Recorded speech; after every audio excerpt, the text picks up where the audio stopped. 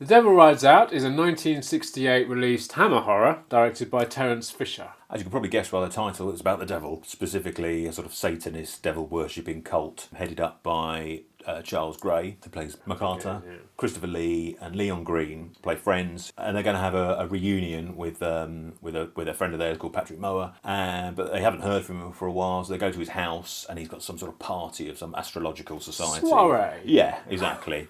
But Christopher Lee is a bit of a suspicious sort, and he knows there's something weird going on. Yeah, he finds out that he's involved in some sort of cult, and they're going to perform a ritual. So they basically abduct their mates, so they can't do it. It goes from there. Charles Gray, obviously, he needs him for whatever reason to summon the Dark Lord himself. Yes. And do it for whatever purpose. Don't know. Never really Don't really reveal his ultimate goal, do we? No, not really. I mean, this is kind of like your typical Satanist group, your Satanist cult group. Yeah. Satanists in robes. Yeah, robes, yeah. And I don't know why, I always thought, it always reminded me of this is the one from, you remember Dragnet with Tom Hanks and the film of Dragnet? Yeah. There's a sequence in that where there's this kind of weird cult, in their typical robed Satanists. Lots of chanting and goats. And and this is also, I think this is the one film.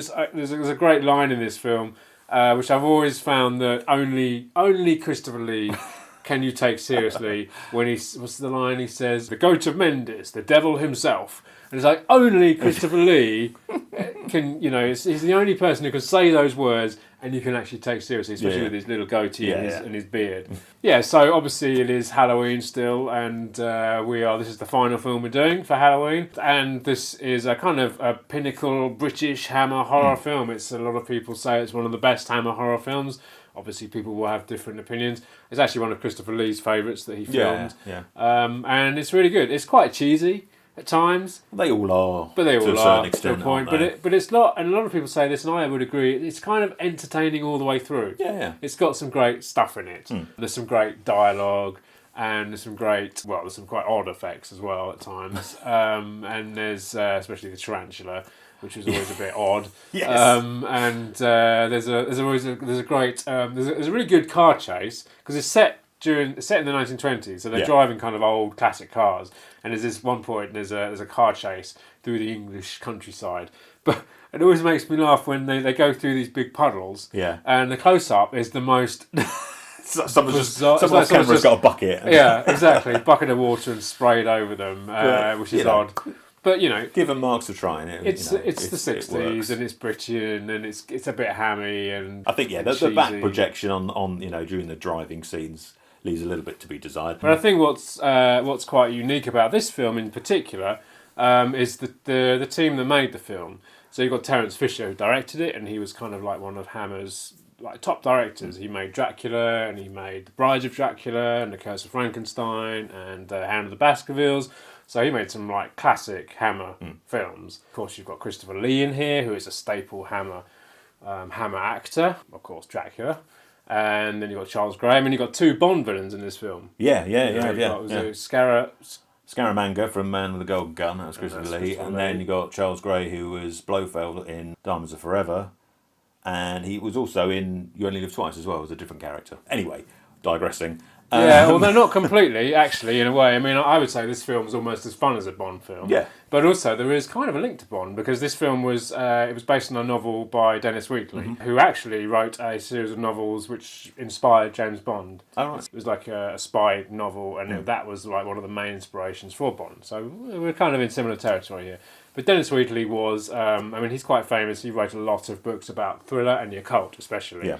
And in fact, Christopher Lee, I think, he wanted Hammer to do a film based on a Dennis Wheatley novel. And this is one of his most famous novels as well.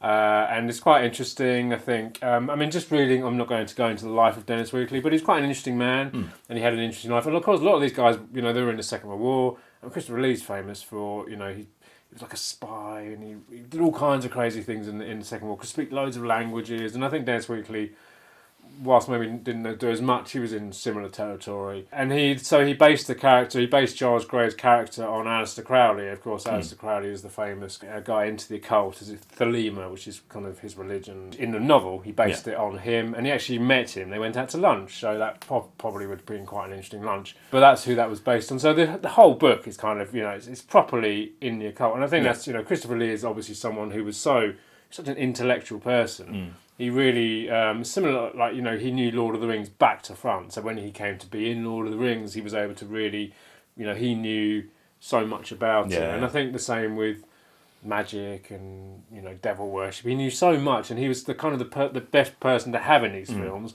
because he himself was so into that whole thing. He could really sell it. He could, exactly, and I mean, that's possibly why he makes such a great, or maybe he's not the Dracula, he's a great Dracula.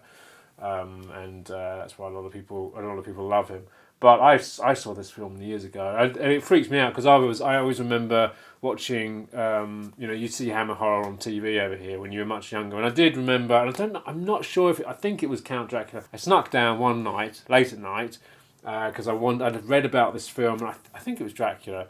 And I switched it on and I watched it. It was like 2 a.m. or something like that, and everyone was asleep. And I watched this film. It really freaked me out because it was terrifying.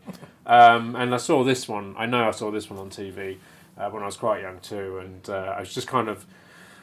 It was just it was colourful, and there was strange stuff going on. I didn't really understand what was going on, but I always remember the kind of the man with the goat head sitting on the the thing, which is quite freaky to look at, and it's well done, I think, and I think it still holds up today. And it's a bit cheesy here and there, but it's a great fun film, and I really like it for that. And you have seen it before? I haven't seen it before. No, I mean, I haven't seen a lot of Hammer films, to be honest. Okay. But no, I mean, I kind of went into it expecting it to be, on the cheesy side, but no, it was all right. And so, Christopher Lee is you buy him in that role. He really sells it, and he has some great lines. And he kind of, while he's sort of the hero, he's also a bit, he's a bit mysterious as well. Mysterious, the fact he knows all this stuff. And Charles Gray, I really enjoyed his performance as well. Great in it, it was. I think everyone, does their part really well in it. Like you say, it's really colourful, and the effects, they're of their time, aren't they? So they worked.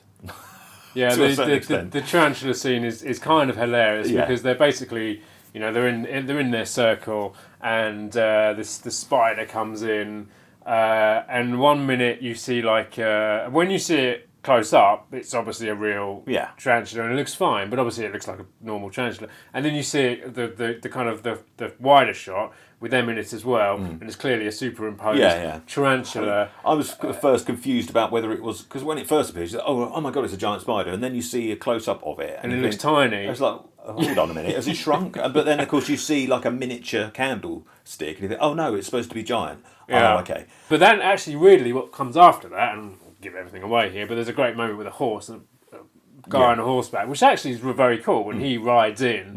That's all done quite well. And it kind of reminded me a little bit of the horse sequence in The Fisher King with Terry Gilliam. Oh yeah. A little bit. Yeah, so it's it's one of those great kind of Hammer films. It's great fun, and maybe not quite as cheesy as the Asphyx. I mean, I think no, definitely not. I think maybe that's helped because it was the screenplay was written by Richard Matheson. Oh, of course it was. He obviously is American, and he was an author as well. I mean, probably most famous for writing I Am Legend. And Jewel, he did. Spielberg's Jewel was based on his short novel, and he wrote the screenplay for it as well. So I think it was slightly, maybe the dialogue was a bit tighter and not quite as cheesy because, thanks to him, I think. Yeah, I think, that too. I mean, like I said at the beginning of this video, I think that's why this film's good, because of all the input in there. You've got a great cast, you've got a director who knows his stuff, he knows the world of horror, and then you've got Dennis Wheatley, and you've got Richard Matheson. Yeah, I think the kind of everyone around this film made this film a great film. Yeah. That film in the hands of many other people just could have been cheesy and bad. So I think that's why this kind of has an almost, I suppose it's a cult film. Yeah. At the end of the day, a lot of Hammer films are. But I've got it on Blu-ray. Mm-hmm. It's a Studio Canal, isn't it? But you have a few things to talk about the Blu-ray. Yeah, I mean, it's been released quite a few times, isn't it? Well, I don't know. Not really. No, obviously it's been out on DVDs over the years. But yeah, I think that was released a few years ago. But at the time, it was quite controversial because they updated some of the effects we're talking about. They updated them sort of George Lucas style. But having not seen it before, I didn't realise that until after I'd watched it. Yeah, so the bit with the horse you mentioned, where the Angel of Death comes in, I think they added some light behind him, and then when you see a close-up of his face, there's like some blue flames behind his head which weren't there originally. I think some of the spider stuff's been tidied up a bit, and I think that at the end there's like a lightning bolt, and that was replaced with a better looking lightning bolt. I mean, I think the reason they did it is because for budgetary reasons they could, some of the effects kind of had an unfinished look to them. Yeah. So it wasn't because they just thought, oh, they were a bit rubbish, let's redo them because they look dated. It was because they literally, they kind of unfinished. People don't like it when you mess with films, and I can completely understand that. So people wanted the original version, which isn't on that release. However, Screen Factory in the States are releasing it on Blu-ray next week. Well, next week, if you're watching this on the day this is uploaded. If you're not, it came out on the 29th of October. It has the original. They've basically taken a new scan from the original negative, or so I can't remember, but it's a new scan basically. So with all the old effects, it's still in there, but it also has that restored version as well. So if you want the version with the new effects, then you can have that. So it's going to be like the definitive edition, so you can watch whichever one you want. Plus, some new features. I'm not sure if it carries across everything from that, but I think there's probably a bit of crossover. But again, Screen Factory have got some of their own as well on there. So yeah, I mean, if you're in the States, then that is the version to pick up. I don't think it's been released on Blu-ray in the past. There, I mean, obviously there's been a DVD out for years, but it'll be locked to Region A, I would imagine, as Screen Factory and Shout Factory stuff usually is. But if you are able to play that, wherever you are in the world, then that would be the one to go for now, I think, because it's got both versions on it. I should also mention that in the States it's known as The Devil's Bride. Oh yes, I was going to mention that because they thought this would sound like a western. Yeah. The Devil Rides Out. But yes, I'd love to see The Devil Rides Out of the Western. Actually, yeah, no, that would be good. I think that would be a good film. So, but I think looking at the artwork for the Scream one, it is going to have the original title on it. But then whether what title it will have when you actually watch the film, no idea. I mean, obviously that version will have The Devil Rides Out on it. Whether the title card on the the newly scanned restored edition will have Devil's Bride, don't know until it comes out. But actually, on one of the extras on there, they talk about there was a letter that went to the American distributor where they talked about it being a western. So they literally thought it was a western. So that was The Devil Rides Out. And as always, if you enjoyed the video, let us know in the comments below. Yep, hit the subscribe button up there if you enjoyed it, and don't forget to hit the bell for notifications. There's other videos to check out over there, and come and find us on Twitter, Facebook and Instagram, and join us next week for another one.